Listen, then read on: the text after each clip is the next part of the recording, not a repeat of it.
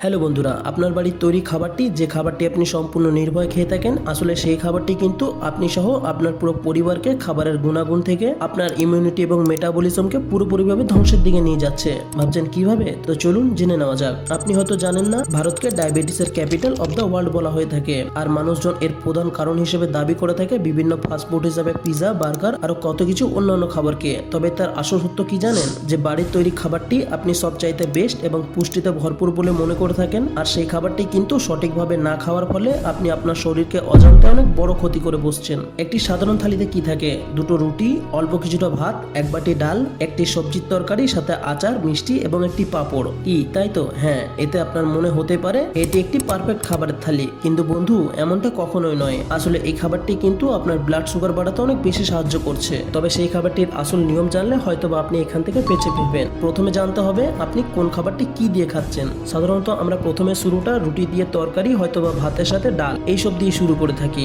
আর এখানেই সমস্যা। ডাক্তারের মতে খালি পেটে যখনই আপনি এমন খাবার থেকে আপনার ভোজনটা শুরু করবেন, আর তার ফলে আপনার শরীরে হঠাৎ করে ব্লাড সুগারের মাত্রা রকেটের গতিতে বাড়তে থাকবে, যার ফলে আপনার শরীরে ব্যথা, হার্ট অ্যাটাক এবং ভয়ঙ্কর ক্যান্সার হওয়ার সম্ভাবনা অনেক গুণ বাড়িয়ে দেয়। কর্নেল ইউনিভার্সিটির একটি পরীক্ষা পর্যবেক্ষণ থেকে জানা যায়, আপনি যদি সাধারণ খাবারের বদলে খাবারের শুরুটা স্যালাড বা প্রোটিনযুক্ত খাবার দিয়ে শুরু করেন, তাহলে হয়তো আপনি 50 থেকে 70% কম নির্ভয়ে এইসব রোগ থেকে বেঁচে ফিরতে পারবেন। তাই আপনার লাঞ্চের প্রথমে স্যালাড হিসেবে শসা, টমেটো, বাঁধাকপি, গাজর, বিট এমন নানা রকমের ফলমূল, শাক পাতা দিয়ে আপনার লাঞ্চটিকে শুরু করতে পারেন। এটা তো হলো খাবারের শুরুটা। এবার যদি খাবারের তালিকায় থাকা ডালের কথা বলি, তাহলে ডাল, যেটা আমরা ছোটবেলা থেকে শুনে আসছি যে ডালে প্রচুর পরিমাণে প্রোটিন থাকে, তাই খাবারের সময় এক বাটি ডাল থাকা কিন্তু অত্যন্ত জরুরি। তবে সব শোনা কথা যে সত্যি হবে এটা কখনোই নয়। এক বাটি ডালের মধ্যে যেখানে 7 থেকে 8 গ্রাম প্রোটিন থাকে, তবে সেই সাথে সেই এক বাটি ডালে কিন্তু 20 থেকে 25 গ্রাম কার্বোহাইড্রেট থাকে, এটাও আপনাকে মানতে হবে। তাই ডাল যে প্রোটিনের কারখানা এটা কিন্তু নয়, বরং এক কথায় কার্বোহাইড্রেটের কারখানা এটাই বলতে পারেন। তাই আপনি যখন ভাতের সাথে অথবা রুটির সাথে যে ডাল খেয়ে থাকেন, সেই সাধারণভাবে ডাল না খেয়ে সেই ডালে 1 চামচ ঘি অ্যাড করে দিলে কিন্তু সেটি এক নিমেষেই প্রোটিনে ভরপুর হয়ে যেতে পারে।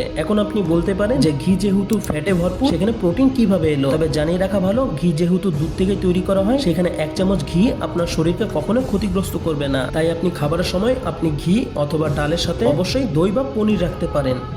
এবার যদি আসি সুস্বাদু আচার বা রসালো মিষ্টির কথায়, মচমচে পাঁপড় এবং স্বাদ অনুযায়ী নুনের কথা বলি, তাহলে আপনিও যদি সেটি আনন্দে বা মুখের সাথে খেয়ে থাকেন, তবে সেটাই কিন্তু আপনার সব থেকে বড় ভুল হতে পারে। আচার, পাঁপড়, মিষ্টি যদিও একটি সাধারণ খাবারকে নিমেষেই অসাধারণ করে তোলে, তবে লোকাল মার্কেট বিক্রি করা আচার বা পাঁপড়ে যাতে থাকে অধিক মাত্রায় সানফ্লাওয়ার অয়েল, সয়াবিন অয়েল বা পাম অয়েল, এবং পাঁপড় তৈরিতে ব্যবহার করা হয় সাজি খার। এটি মূলত এক ধরনের ক্ষারীয় লবণ, যাতে প্রচুর পরিমাণে সোডিয়াম কার্বনেট থাকে, যা খেলে আপনার তীব্র গ্যাস্ট্রিক, বুকে জ্বালা পড়া, পেট ভাপা এবং তার দীর্ঘমেয়াদী হলে এটি আপনার কিডনির কার্যক্ষমতা কমিয়ে দিতে পারে। তাই আচার যদি খেতে হয়, তাহলে সেটি ঘরে তৈরি করা খাঁটি সরষের তেলে বানানো, এবং পাঁপড় যা ঘরে তৈরি করা, তবে তেলে না ভেজে সেটিকে রোস্ট করে বা মাইক্রো ওভেনে গরম করে সেটিকে আপনি খেতে পারেন। এবং পরবর্তীতে যদি সাদা লবণের কথায় আসি, তাহলে সাদা লবণের পরিবর্তে পিঙ্ক সল্ট ব্যবহার করতে পারেন, যাতে 98% সোডিয়াম থাকলেও বাকি 2% পটাশিয়াম, ম্যাগনেসিয়াম, ক্যালসিয়াম ও আয়রনের মতো খনিজ থাকে। সর্বশেষ এবার যদি আসি রসে ভরপুর সেই নরম মিষ্টির কথায়, তাহলে একবার ভাবুন আপনি যা খেয়েছেন তাতে আপনার শরীরে 50%-এরও অধিক মাত্রায় এমনিতেই সুগার অ্যাড হয়ে গেছে, সেখানে পুরো একটি চিনি রসে ডোবানো মিষ্টি তৎক্ষণাৎ আপনার শরীরে গেলে আপনার কি হতে পারে? আপনি যা খেয়েছেন সেই পুষ্টির গুণগত মান কমিয়ে আপনি নিজেই কিন্তু সুগার বা ফ্যাটের পরিমাণ অধিক মাত্রায় বাড়িয়ে নিচ্ছেন। তাই যদি মিষ্টি খেতে হয়, তাহলে সেটি আলাদাভাবে খান, যাতে সুগার লেভেল বাড়লেও সেটি সামান্য মাত্রায় বাড়ে। আর এটা না বললে নয়, মিষ্টির পরিবর্তে আপনি গুড় বা খেজুর খেতে পারেন, যা আপনার শরীরকে আরো মজবুত রাখবে। তাই একটা ডাক্তারের পরামর্শে খাবার খাওয়ার সঠিক নিয়ম হচ্ছে, একটি থালিতে বেশ অনেকটাই পরিমাণ স্যালাড,